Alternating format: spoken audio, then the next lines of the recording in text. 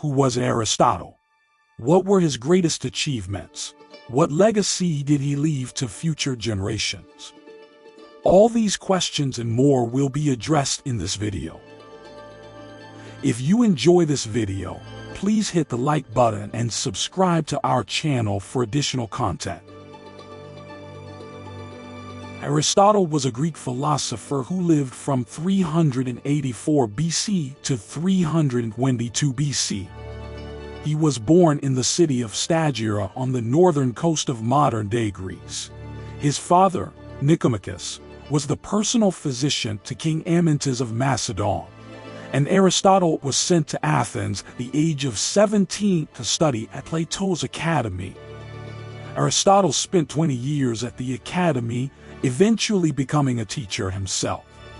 He left Athens in 347 BC and spent several years traveling and conducting research before returning to Macedon in 342 BC to serve as tutor to the young Prince Alexander, who later became known as Alexander the Great.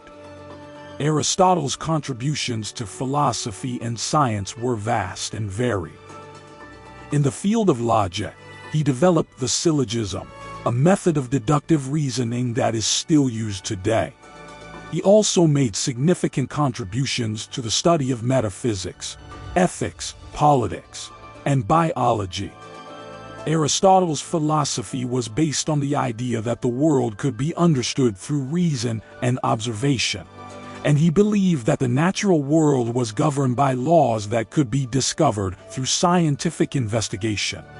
He argued that the purpose of human life was to achieve happiness, and that this could be achieved through the practice of virtues such as wisdom, courage, and self-control.